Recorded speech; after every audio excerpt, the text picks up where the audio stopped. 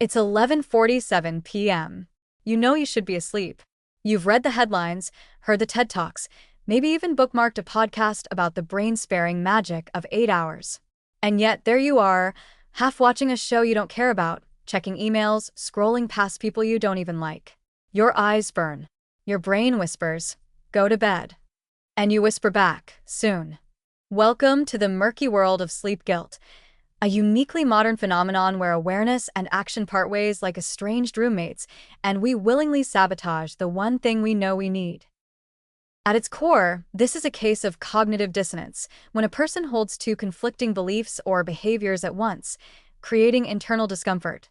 In this case, I know sleep is critical for my health, productivity, and sanity collides directly with I'm staying up too late, again. Unlike other health habits, say, skipping the gym or eating junk food, sleep deprivation comes with an eerie immediacy.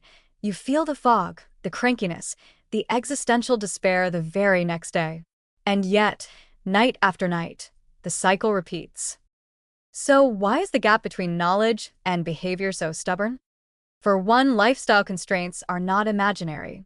Many people don't sleep less because they're irresponsible. They sleep less because they're overwhelmed. The gig worker juggling two jobs. The single parent cleaning up after dinner, packing lunches, helping with homework, and trying to find 2 minutes of silence before collapsing. The student drowning in deadlines, living on caffeine, and believing rest is the enemy of ambition. For millions, sleep is not a choice. It's the cost of survival. Knowing sleep is important doesn't grant you the power to rearrange your obligations. Then there's cultural programming. In many societies, particularly in the US, Japan, and South Korea, sleep is seen as expendable, even shameful. Hustle culture glamorizes fatigue as a badge of honor. Executives boast about getting 4 hours of sleep, as if that somehow proves their mental superiority. Students pull all-nighters like war stories. Mothers are expected to sacrifice rest for everyone else's comfort. In this environment, choosing to sleep becomes an act of defiance. You're not just closing your eyes, you're opting out of the unspoken social contract that says productivity trumps well-being. Add to this the rise of revenge bedtime procrastination, a term that originated in China to describe the behavior of staying up late to reclaim personal time lost to work. You've given your whole day to other people's needs and demands, and suddenly, 11 p.m. becomes your moment of freedom. You're not just delaying sleep, you're asserting agency.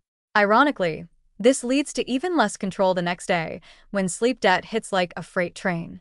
And so the cycle continues, fueled by a distorted reward system where autonomy and self-sabotage become indistinguishable. There's also the illusion of control. Unlike exercise or diet, sleep feels deceptively automatic. You can't try harder to sleep. You just lie there and hope. This passivity makes people believe it's easier to cheat it. Stay up an extra hour? You'll just power through tomorrow. Need to finish one more episode? I'll catch up this weekend. But the science is clear. Sleep debt is not easily repaid, and the consequences of chronic deprivation, memory loss, mood swings, metabolic dysfunction, compound quietly, even as people believe they're managing fine. And then comes the guilt, a psychological boomerang that hits hard. You know you're not sleeping enough. You know it's affecting your health, your focus, your relationships. So you set alarms to fix your habits. You buy a sunrise lamp. You make a resolution. And when it inevitably fails because your lifestyle hasn't changed, you feel worse than before. Sleep guilt becomes a loop of shame, self-blame, and quiet resignation. What could be a biological need gets twisted into a moral failing. Ironically, this guilt itself can harm sleep. The more pressure you put on yourself to get good sleep, the more your brain wires itself for performance anxiety. You lie in bed mentally tracking how many hours you have left, how terrible you'll feel if you don't fall asleep right now, how you've done it again. Your stress hormones rise. Your mind races.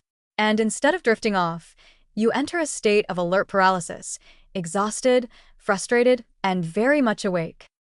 So what can break this cycle? Not more shame. Not another article yelling at you to sleep more. What's needed is a shift from moralizing sleep to normalizing it. That means making structural changes wherever possible. Advocating for flexible work hours, reducing screen time, redefining productivity, and allowing sleep to be seen as essential maintenance, not personal luxury. It means treating sleep not as a badge of discipline, but as a baseline for human functioning. It also means addressing your relationship to time.